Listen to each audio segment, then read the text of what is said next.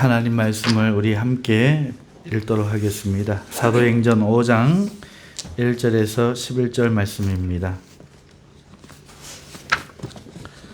사도행전 5장 1절에서 11절 말씀.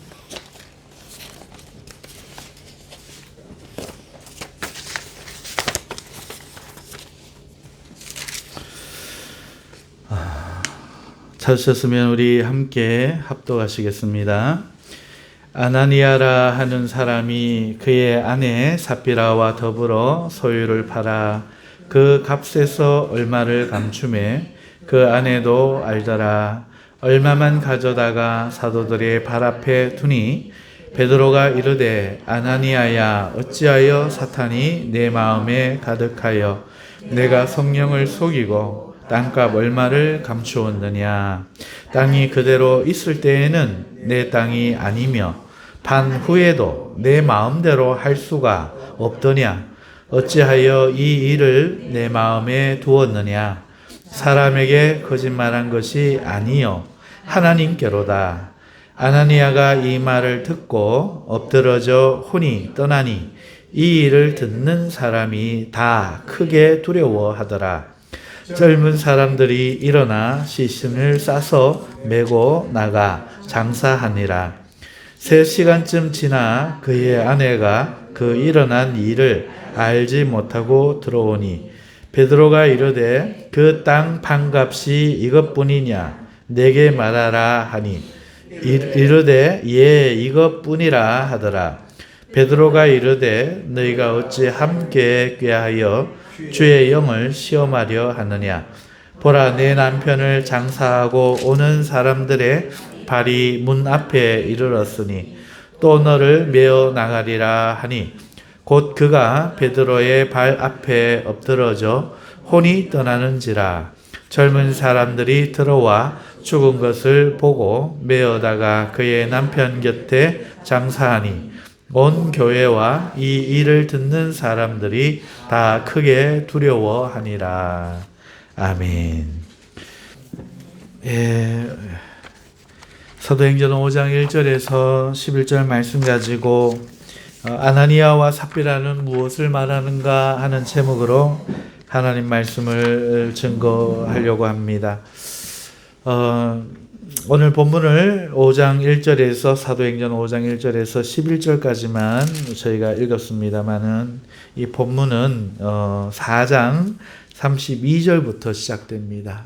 읽지 않은 4장 32절부터 37절까지 우리가 몇 주간에 걸쳐서 이 본문을 계속하여 배경 삼아 말씀드렸기 때문에 따로 읽지 않고 시작합니다만은 우리 성도님들은 제가 물론 또 한번 짓겠습니다만 빠르게 한번 눈으로 훑어보실 수 있는 분들은 훑어보시면서 기억하시면서 말씀을 들으면 더욱 좋겠습니다.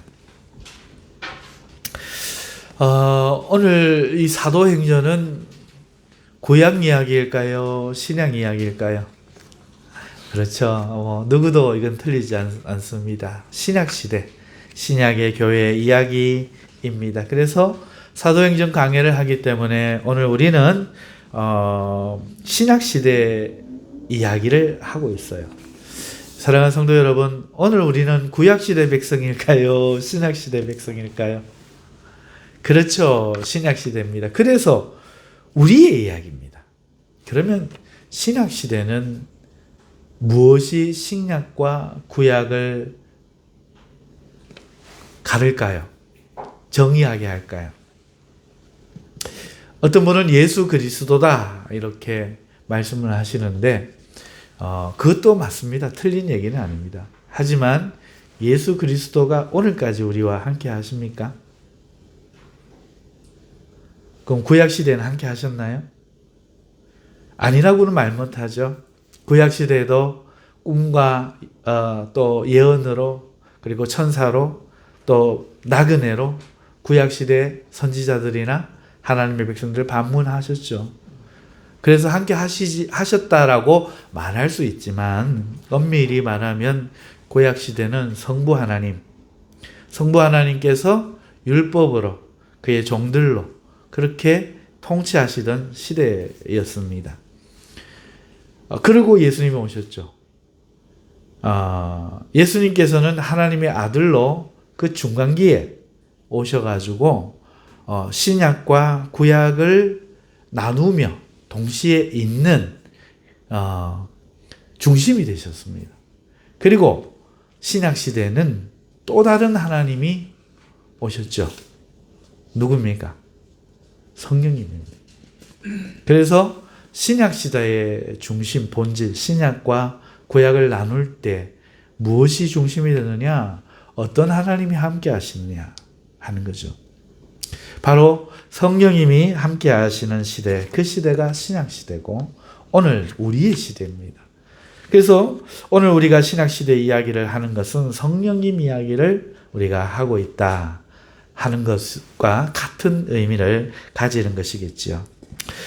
다시 말해서 오늘 신약 시대의 우리 성도들은 성령님 하나님과 함께 예수 그리스도께서 이루어 주신 그 구원을 복음을 믿고 적용받으면서 믿음이 지켜지면서 이 세상 마지막에 주님의 날에 심판의 그때에 이르기까지 보존되도록 보호함을 받으면서 성령 하나님과 함께 살아가고 있는 모습, 그것이 우리들의 모습이지요.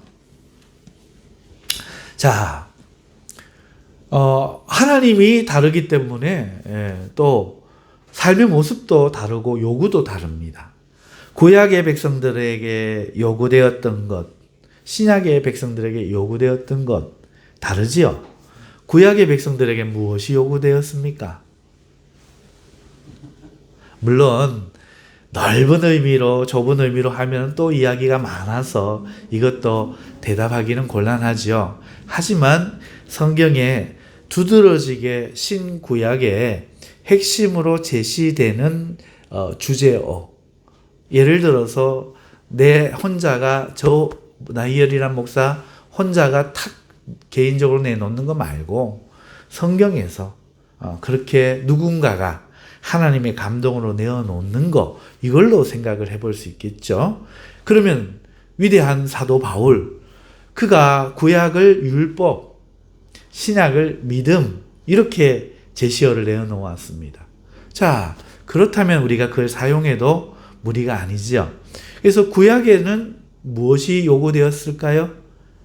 하나님의 말씀에 순종하고, 다시 말하면 율법을 지켜 살아가는 것이 구약 백성에게 요구되었죠. 그러면 신약 백성들에게 무엇이 요구되었을까요? 이제 그 율법이 아니라 믿음으로 살아가는 삶을 요구하고 계시죠. 자, 그러면 성부 하나님과 성령 하나님이 달라서 이렇게 요구사항이 바뀌었나요? 그렇지 않습니다. 율법을 지키는 삶을 요구하셨지만 그 누구도 율법을 온전히 지킬 수가 없는 것이 문제였습니다. 그래서 하나님께서는 율법을 지킬 수 없는 사람들에게 의를 거저주시고자, 율법은 의롭고자 지키는 거거든요. 못 지키면 의가 사라지는 것이죠. 그래서 그 의를 거저주시고자 예수 그리스도를 값없이 선물로 주셨습니다. 그러니까 돈 없는 사람에게, 일하지 않는 사람에게 너 내 돈 해라, 이렇게 하는 거예요. 성경에는 그 이야기를 어떻게 하시는가 하니까, 늘 집에 있으면서 아버지 일을 했던 사람이 아니라 아버지의 재산을 탕진하고 돌아온 탕자에게도 아버지는 아들로 대해주시고, 아침부터 포도원에 와서 일한 사람들이 아니라 저녁에, 오후에 1시간 포도원 주인이 배 걸고 있을 가족들을 먹일 수 있는 능력이 되지 못하여 그 인력 시장에 채용되지 못한 다리 저는 사람들, 어떤 사정으로 늦게 나와서 뭐라도 하나 주술까 생각한 이 사람들을 불쌍히 여긴 포도원 주인이 그저 돈 주기 위해서 잠시 1시간 와서 일을 했는데 한 데나리온을 아침에 일하는 사람과 똑같이 주는 거예요. 그래서 아침에 일한 사람도 사실은 집에 뭔가 벌어가게 해주려고 일을 시킨 거였고, 1시간 일한 사람도 집에 아버지를 기다리고 있을 배고픈 자식들을 울리지 않기 위하여, 실망시키지 않기 위하여 그 싹쓸 한 데나리온을 줘서 기쁨으로 돌아가게 하시는 그 하나님의 마음이 예수 그리스도를 통해서 오늘 우리의 삶의 끝이 절망과 슬픔과 또 좌절과 슬픔으로 끝나지 않도록 그렇게 예수 그리스도를 거저 주시는 거죠. 그래서 그것을 믿기만 하고 받기만 하면 되는 겁니다. 믿음이 도구가 되는 것이지 조건이 되는 게 아닙니다. 주인이 여기 한 데나리온 가져가라. 가서 배부르게 시장 들려서 뭐 맛있는 거 사가지고 가서 배부르게 오늘 저녁 먹어라 하고 주면은 받으면 되는 거예요. 믿음으로. 정말요? 그리고 받으면 됩니다. 근데 이게 무슨 공로가, 내가 믿었으니까 받습니다, 이런 공로가 되겠습니까? 그런데 어떤 사람들은 그런데도 정말요? 그럴 리가 없지요. 공짜는 없습니다. 압니다.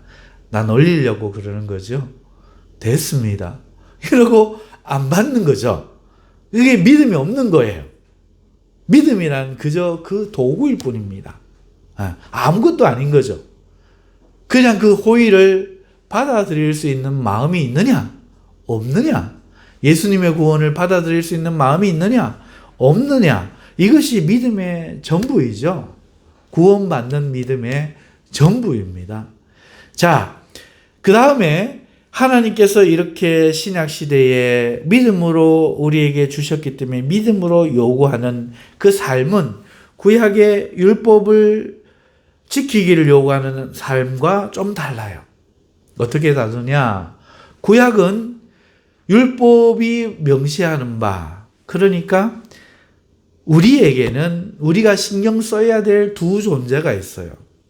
천군 천사들, 저 우주의 외계인들이 있는지 모르지만 있다면 그 외계인들이나 천사들이나 이런 존재는 우리가 신경 안 써도 됩니다. 우리가 신경 써야 될 두 존재는 살아계신, 우리를 만들어주신, 우리에게 경배와 영광을 받기를 원하시는 그 하나님이시죠.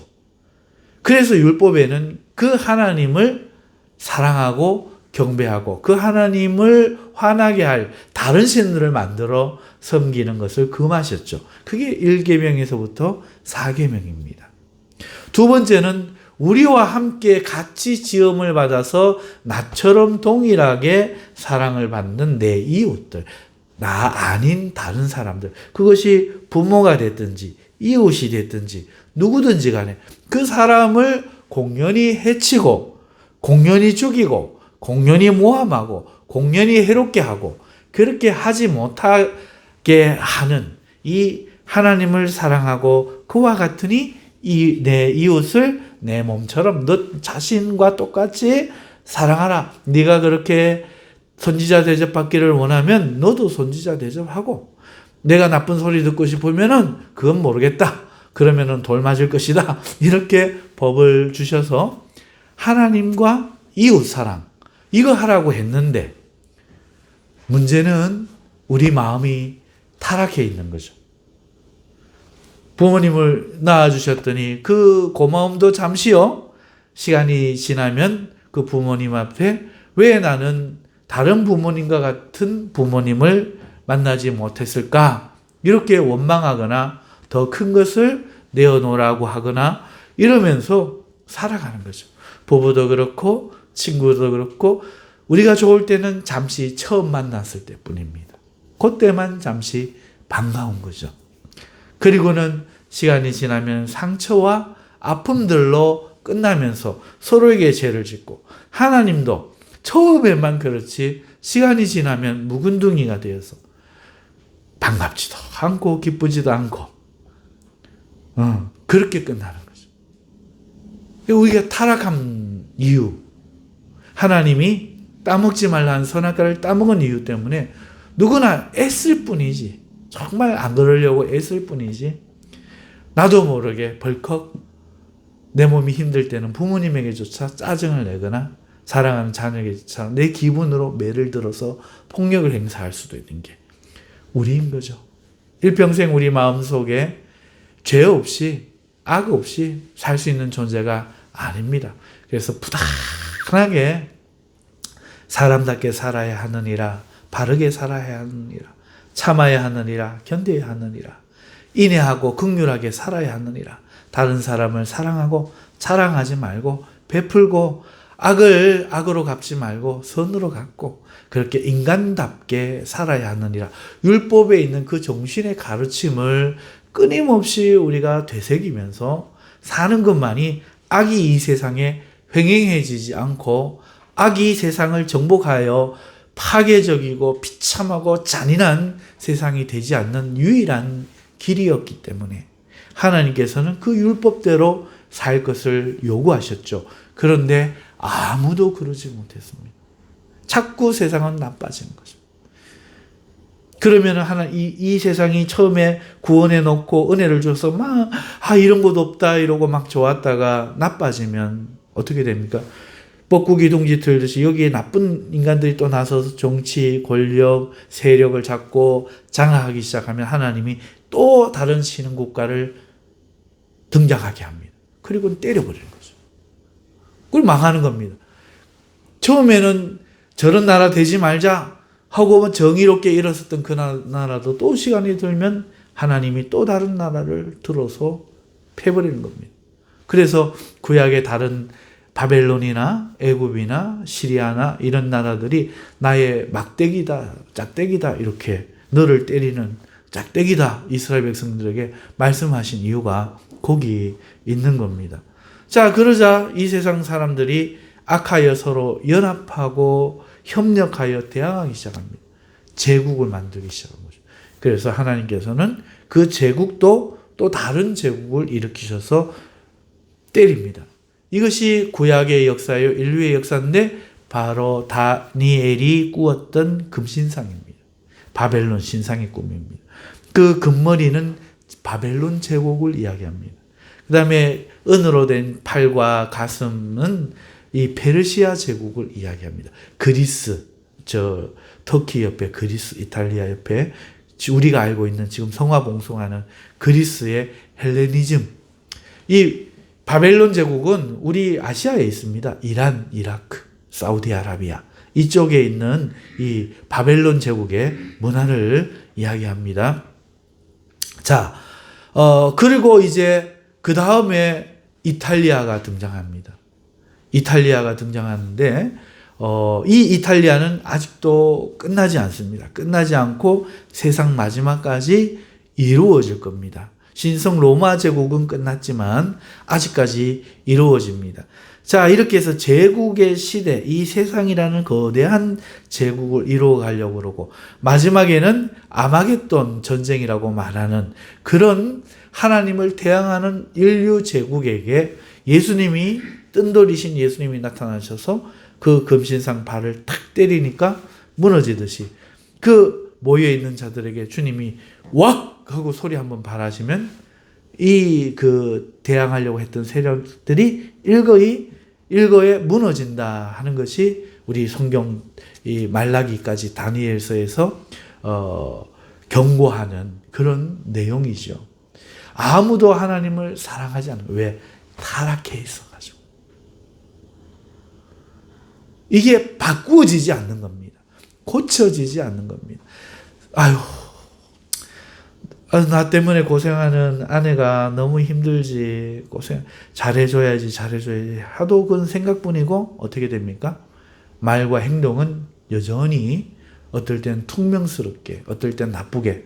반대의 경우도 똑같죠. 예, 자식도 마찬가지입니다.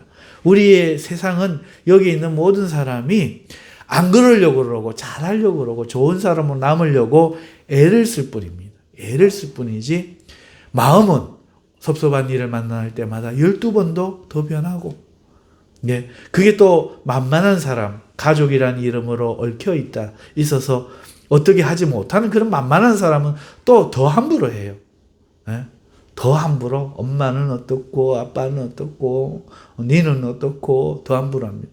그나마 내가 뭐라고 하면 안 볼 사람들에게는 그나마 조금 예의를 차리고 조심을 하고 또 나에게 이득을 주는 것을 끊어버릴 사람에 대해서는 그나마 또 더 조심하고 예의를 차리고 그래서 어린 시절에는 누구나 효자지요. 부모님이 다 해주니까. 그러나 커서 돈을 벌 때는 참 효자가 되기 어렵죠. 그러나 이 세상을 유지하는 게 하나 있습니다. 그게 뭡니까? 바로 교육이죠. 교육.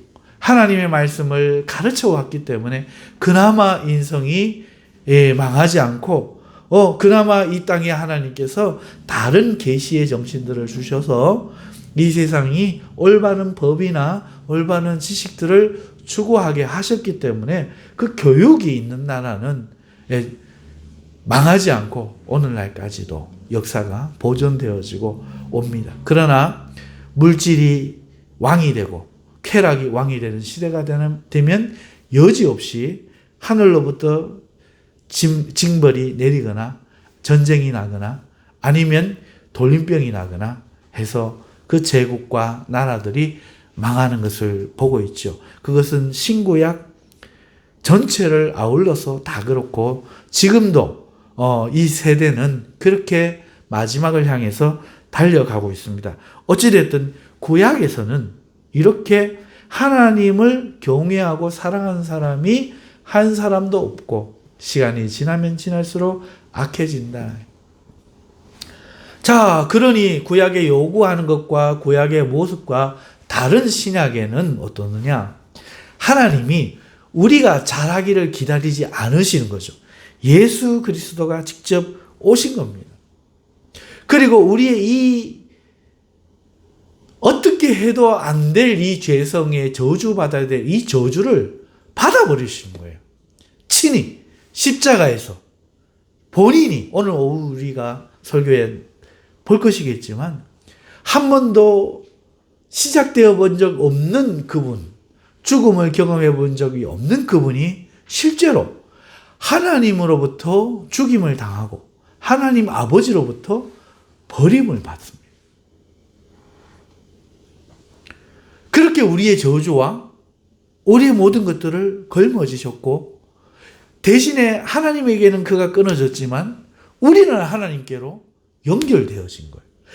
성소의 휘장이 쫙 갈라지면서 지성소와 우리의 예배, 우리가 하나님 앞에 나아갈 우리의 이 현존하는 가장 거룩한 장소에 의가 닿지 못하던 그 가림막이 하나님이 계신 지성소와 가로막 같은 휘장이 위로부터 아래로 쫙 찢어지면서 예수님의 죽음과 함께 열려버린 겁니다. 그래서 오늘 우리가 예배하는 이곳이 이제 하나님 계신 곳이 되어버려요. 내가 믿음을 가지는 그곳, 내가 하나님을 인식하는 그곳이 이제 하나님이 보고 계신 장소가 됩니다. 이제는 심판이 아닙니다. 심판은 받았어요. 예수님이. 그리고 이 사실을 알려주고 적용해주고 또 깨닫게 해주고 가르쳐주고 인도해주고 보호해줄 필요가 생겼기 때문에 예수님께서 성령님을 받아서 우리에게 보내주신 거예요. 성령님이 그 일을 하시는 분입니다. 그래서 눈에 안 보여요. 자, 문제는 오늘 이야기는 바로 여기에 있습니다. 오늘 사도행전의 이야기를 보니까 아나니아와 삽비라는 사람이 헌금하다가 죽어버립니다. 심판받아서. 자, 성령이 오셨어요. 이 성령이 오셔서 하는 일이 그런 거예요. 그런데 어떻게 아나니아와 삽비라 같은 일이 발생할 수 있는가? 우리는 성령이 오셨다 하면은 어떤 생각을 합니까? 우리 생각에는 교회나 성도들에게 성령이 임하시면은 더 이상 나쁜 일들은 안 생길 것 같아요. 멈추고 좋은 일들만 생길 것 같아요. 교회와 성도들이 이제 그 모습이 이제 더 이상 그 비참한 모습이 아니라 온전해지고 완전해질 것을 예상합니다. 왜? 성령이 하나님이 오셨거든요. 그런데 오늘 이 본문은 그런 우리의 예상을 뒤집는 이야기를 들려주고 있어요. 바로 아나니아와 삽비라 아닙니까? 하나님이 오셨는데, 성령님이 오셨는데, 이제 안 좋은 얘기는 생기지 말아야 되는데, 그럼에도 불구하고 안 좋은 일이 생겼다. 그럼 이 이야기가 오늘 우리에게 무언가를 말하고 있죠. 성령님이 오심이 무엇인지에 대해서. 성령님이 오셔서 우리를 보존하고 인도하시고 계신 그것이 어떤 의미인지에 대해서. 오늘 우리도 신약시대의 백성이니까 오늘 우리가 무엇을 알아야 될지에 대해서 어떤 이야기를 하고 있다는 거죠. 그래서 제가 오늘 들려드릴 이야기는 바로 그 이야기입니다. 하지만 앞에 보이지 않는 배경, 베이직을 이해하는 것이 필요해서 오늘 이렇게 전반부를 거의 다 써서 설명을 드리고 이제 이야기를 시작하는 겁니다. 오늘 우리가 예루살렘 교회로 잠시 이야기를 옮겨보겠습니다. 예수 그리스도의 이름으로 일어난 기적이 있었어요. 제자들이 나면서부터 걷지 못하는 사람을 예수의 이름으로 고쳐 일어나 걷게 한 겁니다.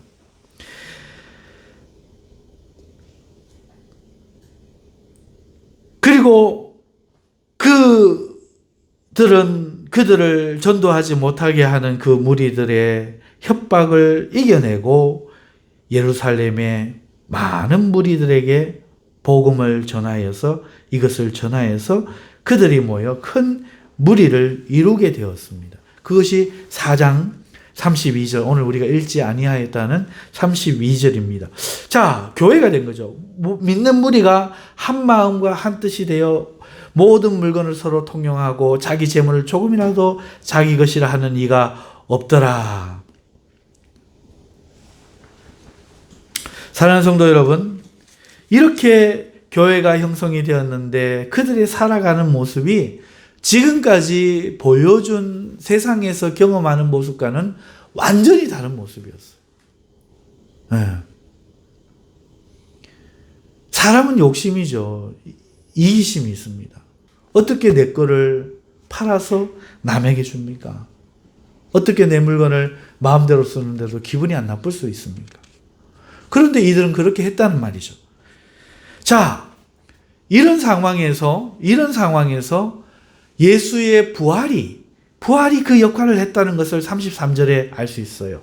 사도들의 큰 권능으로 주 예수의 부활을 증언하니 무리가 큰 은혜를 받아. 어떻게 합니까?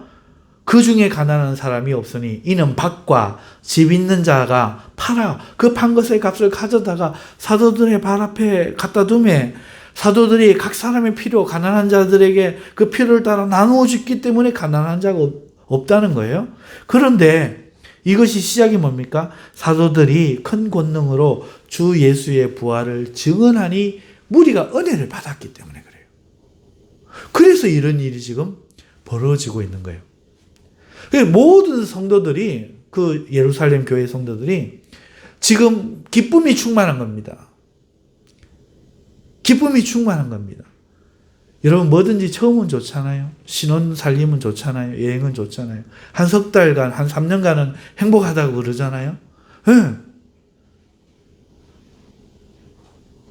초대교회도 그런 거예요. 교회가 막 시작되어지고 부활을 경험하고 부활에 대해서 듣고 이럴 때 이들이 지금 좋아서 지금 막 경험을 하고 있는 겁니다. 자, 경험을 하고 있는데 문제는 여기서 발생이 됐어요.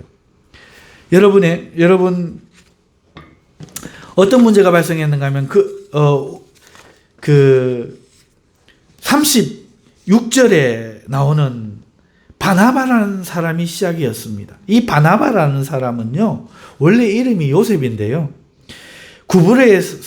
구브로라고 하는 그 바로 옆에 지중해에 있는 섬에 사는 사람이에요.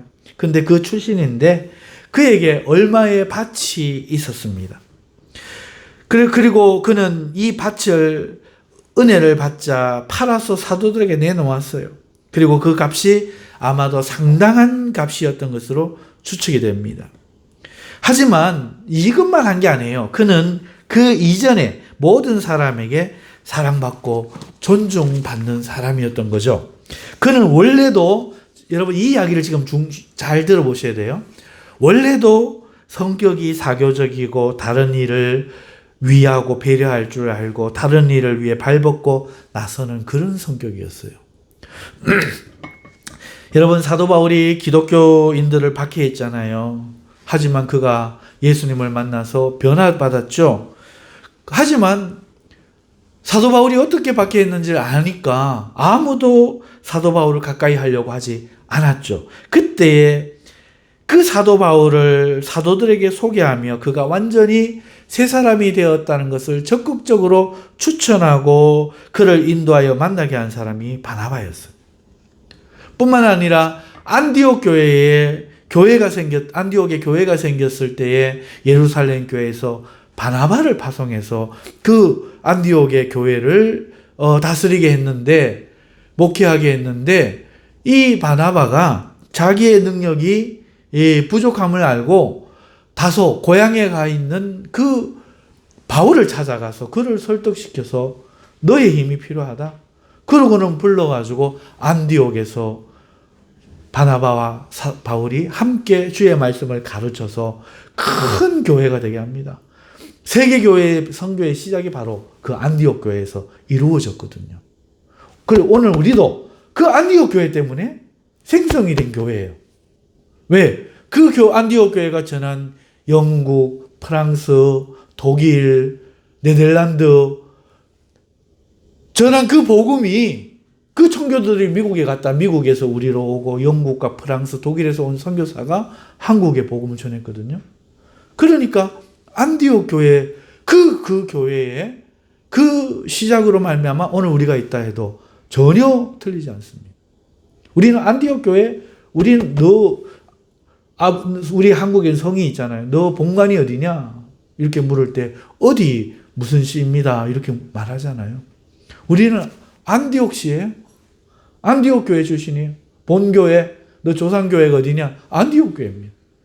물론 그것도 따지고 가면 또 예루살렘 교회로 회귀하겠지만은 어쨌든 우리는 이방 교회니까 안디옥 교회가 이방 교회거든요. 자, 그런데 그 안디옥에서 바나바가 바울을 데리고 와서 했고 그 바나바와 함께 세계 선교의 시작을 함께 했는 것이죠. 그는 자신을 나타내고자 하는 사람이 아니라 남의 장점과 능력을 알아주는 사람이었고 사람을 세워주는 그런 사람이었죠. 그리고 바울이 능력 있는 사도이긴 하지만 대단한 사도이긴 하지만 마가라는 청년이 의지가 약하고 그 마음의 심지가 굳지 못해서 그 험난한 그 부자 생활했던 청년이라 못 견디고 전도 여행에서 그만 돌아가 버려요.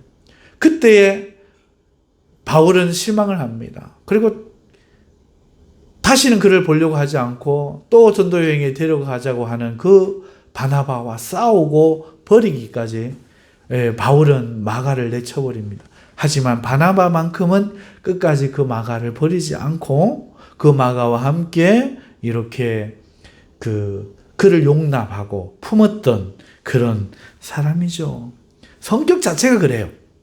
이 사람 이름이 누구라고요? 요셉. 요셉이었어요. 우리 요셉, 이런 요셉이었어요. 자, 이런 사람이 평소에도 그런데 이제 사도가 되기 전이죠. 이 바나바도 성경에 사도라고 말하고 있습니다. 그래서 사도라는 게 12사도 그것만 말하는 게 아님을 우리는 또 알고 있어야겠죠. 자기 재산을 아낌없이 사랑으로 내어놓았더니 사람들이 너무너무 감동을 받은 겁니다. 지금 아나니아 삽비라 이야기하는 거예요. 사람들이 감동을 받아서 사도들이 뭐라고 말하는가 하면은 요셉이란 이름 대신에 위로의 아들, 너는 진짜 위로의 아들이다. 이러면서 바나바. 이게 위로의 아들이라는 뜻이에요. 위로의 아들아, 위로의 아들아. 이렇게 부르기 시작한 거예요. 문제는 여기서 발생한 겁니다. 아나니아와 삽비라는 사람이죠. 그들도 부자였어요. 그들에게도 소유가 있었습니다. 지금 성령 이야기하는 겁니다. 좀 전까지는 아나니와 삽비라 이야기하려고 바나바 이야기했고요. 여러분, 이 아나니와 삽비라가 이런 칭찬받고 존중받는 사람을 보자. 자기들도 부자인데, 자기들도 예수님 믿는데, 자기들도 칭찬받고 싶은 거예요. 그래서 어떻게 합니까? 소유를 팔았죠. 그리고 그 소유를 헌금했습니다. 근데 아까운 마음이 든 거예요. 아까운 마음이 들었어요. 그래서 아까우면은 그 헌금을 반만 해도 되잖아요. 아니면 조금만 해도 됩니다. 그쵸? 네, 그러면 됩니다. 그런데 더 아까우면 아예 안 해버려도 되죠. 팔긴 했지만 안 해도 되잖아요. 예, 강제가 아니거든요. 근데 그들은 바나바가 보여줬던 이 모습과 그를 칭찬하는 교회의 이 모습을 생각하면서 자기들도 그런 존재는 되고 싶은 거예요. 그래서 땅값의 얼마를 숨겨놓고 그것이 마치 전부인 양 나머지 돈을 사도에게 가져왔다가 문제가 생긴 거예요. 문제는 그 사도들이 그냥 사도들이 아니고 그 교회가 그냥 교회가 아니고 성령님이 임하셔서 현실적으로 통치하신다는데 문제가 있는 거예요. 베드로는 그들 부부에게 너희가 사람을 속이는 것이 아니라 성령을 속이는 거고 하나님을 속이는 것이라 말하였고 그들은 그만 즉사하여 부부가 한 날 같이 땅에 매장된 겁니다. 이 일은 큰 두려움이 되었어요. 11절에 보면 온 교회와 이 일을 듣는 모든 사람이 다 크게 두려워하였다. 이렇게 끝나요. 충격을 받은 생명을 얻어야 될 교회에서 죽어버린 사건이 발생한 거죠. 헌금을 하고 심판을 받아버린 거예요. 그러니까 얼마나 충격이 되겠어요. 자, 이것이 팩트, 사실 그대로의 이야기입니다. 이 이야기, 신약시대의 이 이야기를 하기 위해 앞에 구약의 이야기를 했고, 그리고 이 신약의 이 팩트 사건이 벌어진 성령님 오시면 다 좋을 줄 알았는데 안 좋은 사람들의 이야기를 하기 위해서 아나니와 삽비라를 이야기하기 위해서 바나바 이야기를 했고 지금 아나니와 삽비라 이야기를 했고 이제 오늘 우리의 이야기로 들어가려고 합니다. 왜? 우리도 지금 교회거든요. 우리가 지금 교회인데 지금 오늘 이 11절에 보면 온 교회와라고 신약 성경 처음으로 교회라고 이름이 명칭이 언급되고 이 예루살렘 공동체가 교회였던 거예요. 우리도 교회잖아요. 그럼 이 이야기는 우리의 이야기입니다. 자, 이 팩트 이야기를 통해서 성령님이 이 땅에 오셨는데 지금부터 대단히 중요한 이야기이고 핵심 본론 이야기지만 이건 짧게 합니다. 하지만 의미마저 짧진 않아요.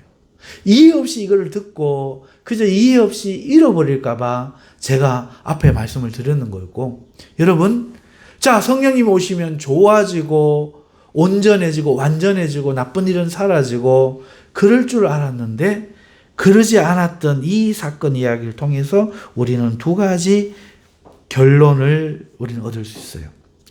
그 뭐냐? 첫 번째, 성령이 오셨다는 것은요, 교회나 성도가 완전해지고 온전해진다는 걸 의미하지 않는다는 거예요.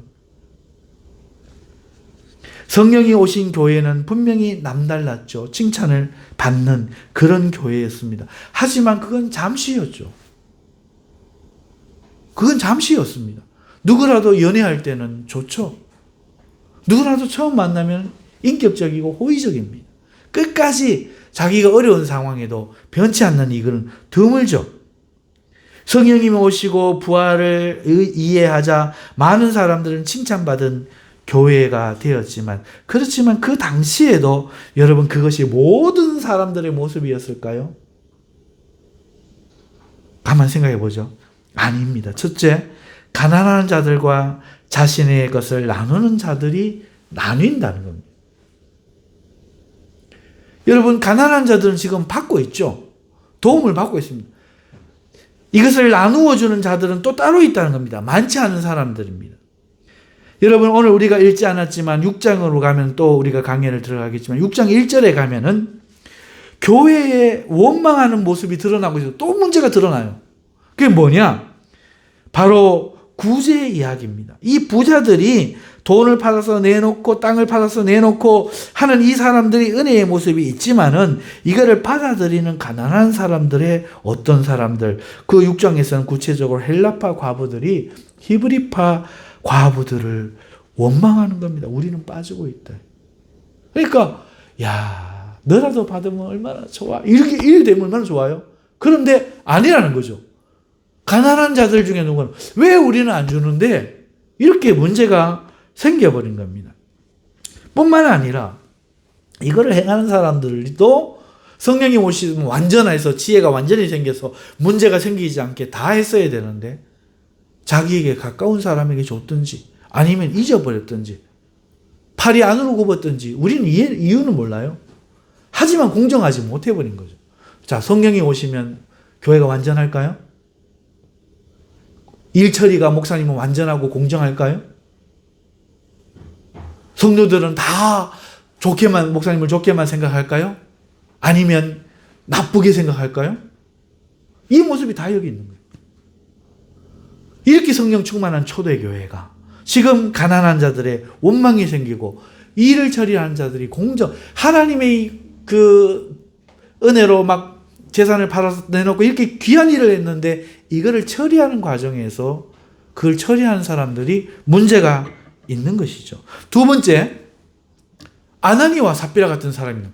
자, 가난한 사람 이야기를 받고 그걸 처리한 사람 이야기를 봤다면 이번에 내놓는 사람 이야기를 봅시다. 바나바 같은 사람도 있지만 아나니아와 삽비라 같은 사람들이 있다는 겁니다. 바나바와 같이 의식이 있는 자들도 있지만 그리고 그걸 또 이 바나바와 이 아나니아와 삽비라는 그 좋은 것에 대한 의식이 또 있어요. 그리고 감동을 받았어요. 할 수 있는 능력도 있는 부자예요. 그래서 그렇게 합니다. 하지만 그 옛사람이 아직 십자가에 죽지 아니한 관계로 부활을 이해하지 못한 관계로 그들은 인간적인 동기에서 하다가 욕심이 앞서니까 속여버린 거죠. 자기가 살아있어 버리니까. 심판을 받아 죽어버린 거예요. 교회 안에서 죽어버리는 거예요. 살아야 되는 곳에서. 자, 그러면 성령이 오시면 이런 사람들이 사라지고 좋은 사람들만 있고 완전한 사람들만 있냐? 아니죠. 그렇지 않은 사람들이 여전히 공존하는 것이다. 그러면 우리는 정리를 해야 돼요. 우리는 생각할 줄 아는 하나님의 형상이잖아요. 동물이 아니고 생각을 해야죠. 그럼 이게 뭘 말하느냐? 성령님의 오심의 핵심은 뭐냐? 성경은 한 번도 우리를 온전케 하시는 분이라고 말하잖아요. 복음, 바로 복음입니다. 복음을 믿고 깨닫고 이해하고 가르치고 전하는 이 일에 사도행전이 쭉 기록되어 있지 한 사람을 온전케 하는 일에 기록되어 있지 않아요. 사도행전 끝날 때까지 전도여행입니다. 사랑하는 성도들이요. 그래서 오늘 우리 교회에 오신 성령님은 구약의 성부 하나님이 율법을 통해서 악을 방지했다면 오늘 이 성령님은 오늘 우리에게 오셔서 하나님의 구원을 세상에 널리 전하는 것이 주된 일이요. 거기에 부수적으로 우리의 인격이 변하는 것은 말씀과 함께 일어나는 작은 격가지 변화일 뿐입니다. 절대로 주가 아닙니다. 김정은이도 예수님을 딱 믿으면 구원받아요. 막가파 그 지존파가 예수님을 믿고 구원받은 거죠. 아시잖아요. 그죠? 감옥에서. 여러분 누구라도 내가 아무리 미워하는 사람이라도 예수님을 구원받으면 예수님 옆에 강도처럼 아무것도 하지 않았는데 그 사람 악을 행하는 사람이었어요. 그런데도 구원받아요. 오늘 여기에 앉아있는 사람도 구원을 못 받습니다. 예수님을 안 믿으면. 그런데 예수님을 믿으면 그냥 값없이 주는 거를 주여 내가 자격이 됩니까?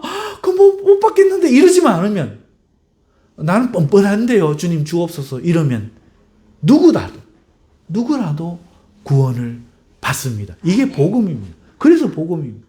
진짜 1시간 일하고 우리하고 똑같이 돈 받는다고 당장 네 같은 게 아들이라고 이러지만 않으면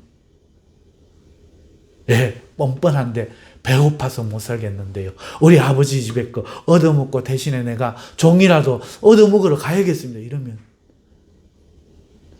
같이 십자가에 못 박혀갖고 같이 죽어가는데 당신 나라에 나가 있게 하옵소서, 나를 기억하옵소서 뻔뻔하지만 달라고 하면 누구라도 구원을 받습니다. 절대로 인격은 구원의 조건이 아닙니다. 성령의 오심의 일이 아닙니다. 성령님은 복음, 하나님의 구원 이것과 관련되어서 막가는 중국인도 만나면 막 다리가 낫고 막 일어나고 귀신이 떠나가고 막 어제까지 우상 숭배하던 아브라함도 저희 할머니도 다 구원받고 다 능력이 나타납니다. 복음의 성령님의 핵심이 있기 때문에 그렇습니다. 인격은 마귀가 주장하는 겁니다.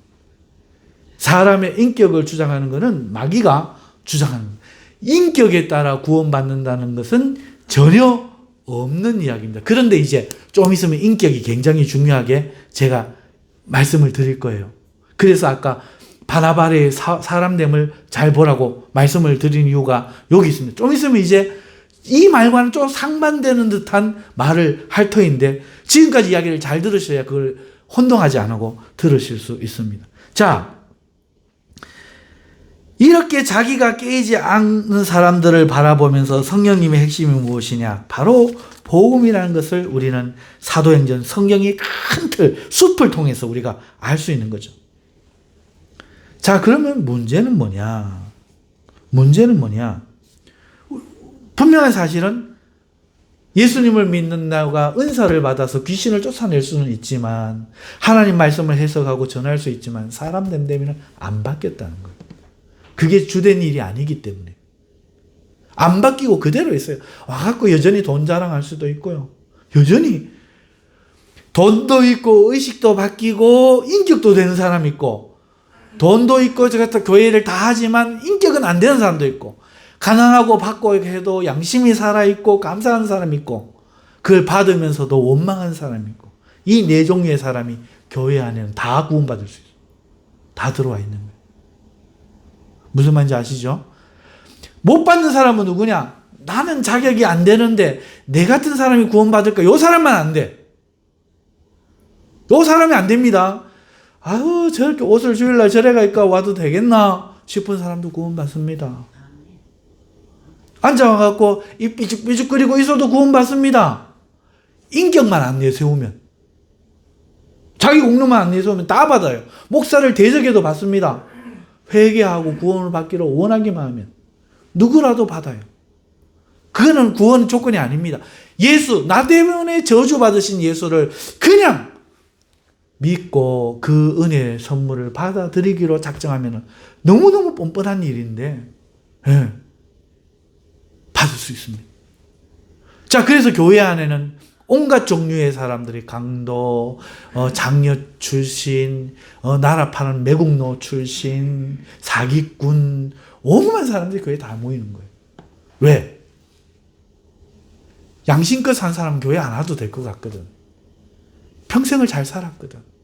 근데 교회 안에는 나는 정말 죄인이다 생각되는 사람들이 구원받으러 모이니까 모인 거예요.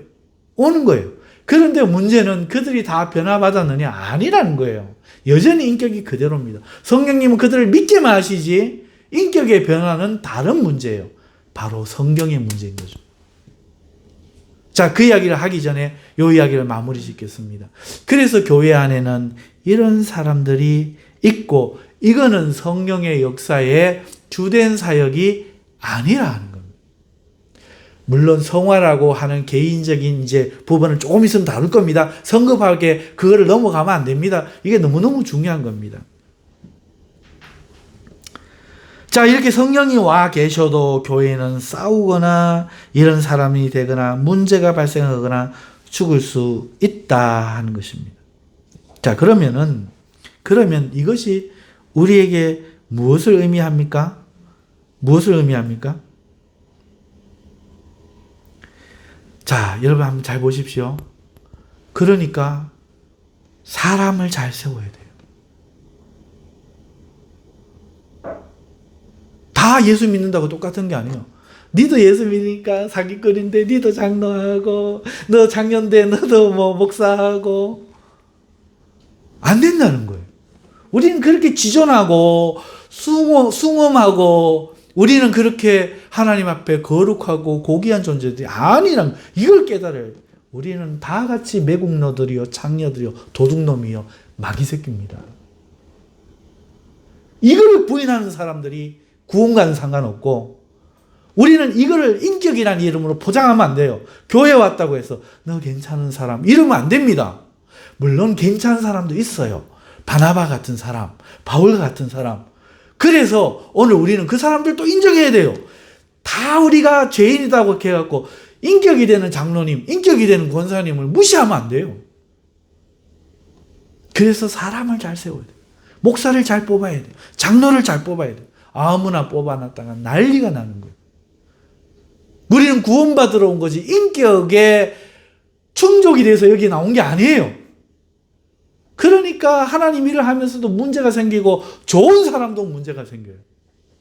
베드로도 바나바도 바울도 하물며 아무렇게나 막 살고 욕심으로 살고 했던 사람이 어떻게 교회 공동체를 운영하고 지도하고 발언권을 가져가고 한다고 되겠습니까? 불가능합니다. 그래서 교회에 오면 어떻게 합니까? 옛날부터 이게 첫 번째. 딱 이걸 여는 건 두 가지 합니다. 밥 먹을 때야 여는 거 빼고는 그건 원래라니까. 회개할 때와 하나님을 찬양할 때. 교회 와서는 하나님 앞에 기도하는 거예요. 하나님을 찬양하는, 그 외에는 발언하지 않는 겁니다. 그럼 누가 발언을 하느냐? 발언권을 줍니다. 사도들로 세워진 사람들, 교사들로 세워진 사람들, 직분을 받은 사람들이 자기의 직분 안에서 그렇게 하도록 하는 겁니다. 우리가 어떤 존재들인 걸 알기 때문에 우리가 그렇게 하는 거예요. 그러면 이제 나머지 부분이 인격 부분 이야기합시다. 이게 현실 오늘 우리의 문제죠. 앞에 것도 문제이긴 하지만 여러분, 그러면 초대교회는 나머지 사람들은 어떻게 그렇게 좋을 수 있었느냐? 아까 키포인트가 부활이라고 했잖아요. 33절에 주 예수의 부활을 증언하니 무리가 큰 은혜를 받더라. 이 말씀이 변하게 만든 겁니다. 지금부터 그 이야기를 하겠습니다. 왜 무리들이 자기 것을 자기 것이라 하지 않고 나눌 수 있었습니까? 자기의 소유를 아낌없이 팔아 형제들을 섬길 수 있었습니까? 부활을 이해했기 때문에 그렇습니다. 성경을 가르침 받았기 때문에 그래요. 여러분, 부활이 뭐예요? 왜 세상 사람들은 자기 거를 내놓지 못합니까? 생각해 보셨나요?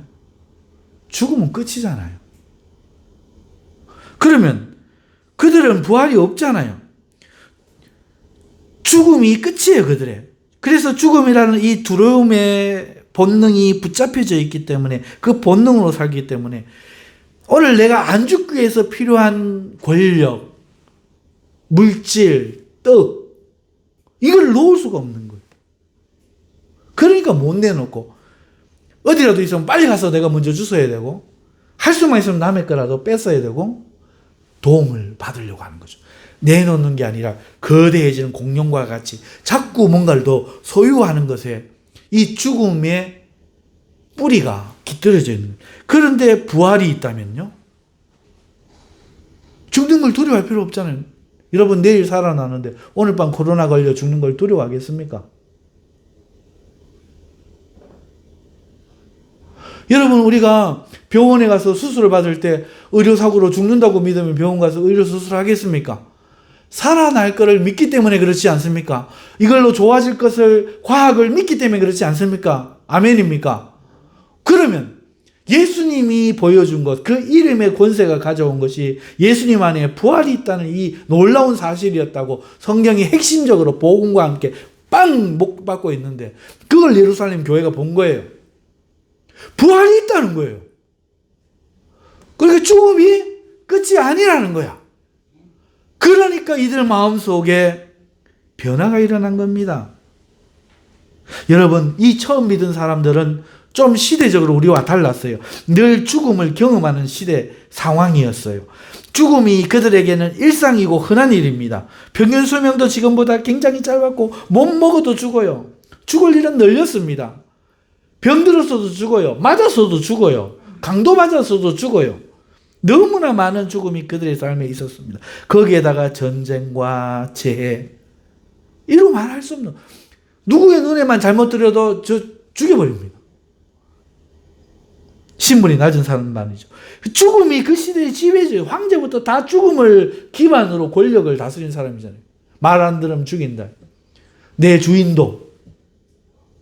그 사회가 죽음을 기반으로 다스리는 시대였고, 그 외에도 먹을 거, 병, 사고 말할 수 없습니다. 그런데 죽음은 끝나고 그 다음에는 무슨 두려움이 끔찍한 일이 있을지 모르는 그 두려움 속에, 그 죽음의 두려움을 누가 깼습니까? 예수의 이름 깨버린, 부활이 있다고 깨버린 거예요. 안 죽기 위해서 몸부림도 한번 내가 지켜야 돼 하고 눈 빨갛게 뜨고 한 개라도 더 먹고 남의 뺏은 것을 살해해서라도 갖고 와서 먹고 이러려고 지금 살고 있던 그 평균 수명도 짧은 그 야만 시대와 같은 그 시대에 그 사람들에게 부활은 다이너마이트 같은, 핵폭탄 같은 충격이 되었던 거예요. 오늘 물론 우리도 많이 교통사고로, 코로나보다 더 죽어갑니다. 교통사고, 감기로 더 죽어갑니다. 하지만 오늘 우리에게 눈이 가리워졌고, 이들은 그 죽음이 일상이었는데 예수님이 그 죽음이 끝이 아니라는 것을 끝내버린 겁니다. 끝이라는 것을 끝내버린 거예요. 그래서 이제는 죽음 이후에는 심판도 두려워할 필요 없고, 심지어 하나님이 천국을 준다 하고, 이것이 그들에게 진심으로 믿어지자 기적이 일어난 거죠. 아깝지가 않은 거죠. 이제. 오늘 먹으려고 이거 붙들려고 살려고 할 필요가 없는 거야. 진심으로 믿으니까. 거짓말하는 사람들은 이걸 못했고, 진심으로 부활을 믿은 사람들은 가만 생각해 보니까 내가 지금 살려고 이거 붙들고 있는데 이거 붙들 필요가 없지? 재산 저거 놔둘 필요 없지? 이래가지고 팔아가지고 가난한 사람들에게 나누어 주기 시작한 거죠. 그게 말씀이 들어가니까, 올바른 이해가 들어가니까 인격이 되기 시작한 거예요. 그런데 아나니와 삽비라는 그 부활에 대한 바른 이해가 들어가지 않은 채 분위기에 휩쓸린 거예요. 와, 바나바, 나도 먹고 살만은 한데 다 내놓으면 죽을 것 같고, 교회가 나를 살리고 다른 사람들이 나를 살려줄 수 있다 생각을 안 되는 거지. 그거 안 하더라도 난 죽어도 괜찮다 생각이 안 되는 거야. 그러니까 반통을 숨겨놓은 거지. 부활이 이해가 안 된 거야.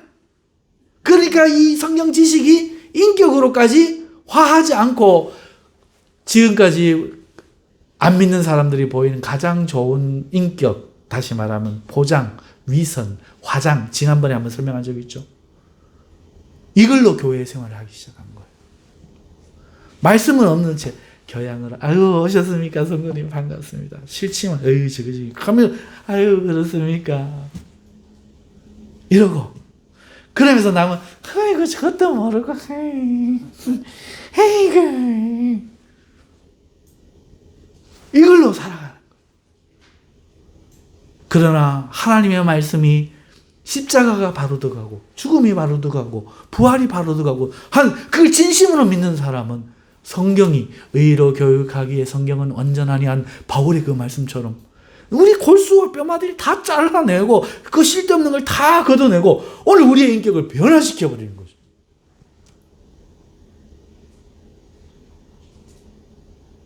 이런 사람들을 통하여 하나님의 나라는 이렇게 펼쳐졌던 겁니다.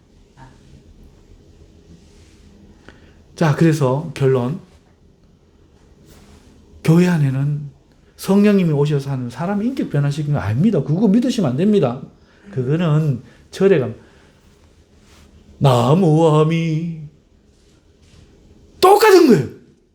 살인하지 마라, 살생하지 말라, 양심껏 살아, 등쳐 묶지 말라, 부정탈라, 말이라도 조심해라. 다 똑같은 겁니다. 교회는 그런 거 없습니다. 여러분, 성령은 인격을 위해 있지 않습니다.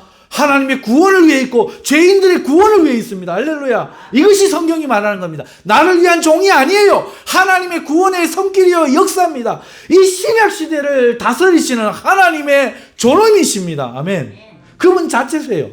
그러니까 꼴랑대의 인격, 꼴랑대의 어떤 거, 이걸 위해 존재하시는 분이 아니에요. 그건 마귀가 말하는 거예요.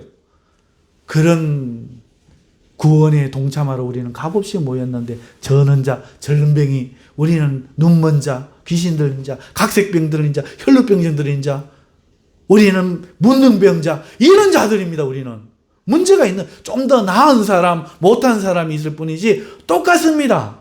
그래서 이걸 이해해야 됩니다. 이걸 이해하고 오늘 사람에 맞게 직분을 세우고 그런 사람을 그거를 또 욕하고 해석할 게 아니라 우리가 서로 그름을 알고 서로 조심하고 겸손할 뿐입니다. 사랑할 뿐이죠.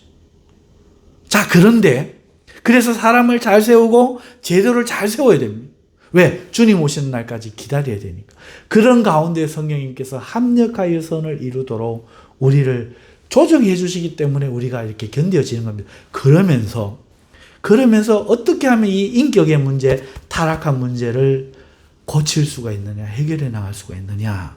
이제 개인적인, 아까 성경의 주를 이루는 성령의 그 신약시대의 구원이라는 이 복음이라는 큰 문제 말고 이제 나의 개인의 하나님으로서 오늘 이 말씀을 통해서 오늘 우리가 이 교리를 바르게 이해하고 부활을 바르게 이해할 때에 가져오는 이 깨달음과 변화로서 오늘 우리는 서서히 변화되어져 가는 겁니다. 그래서 부활을 바르게 이해하면 드디어 세상이, 십자가를 바르게 이해하면 세상의 물질이 이제는 내게서 떠나가는 거예요. 주 예수보다 더 귀한 건 없네. 전에 내가 기뻐하고 좋아했던 것들 좋아하죠. 지금 이 땅에 필요하니까 그냥 가지고 있을 뿐이고, 그거 좀 뭐 욕심을 내고 해도 주님과 바꿀 그런 것들이 아니라 그냥 쓸 뿐이에요. 여러분, 세상이 그래야 떠나갑니다. 죽음이 두려워지지 않습니다.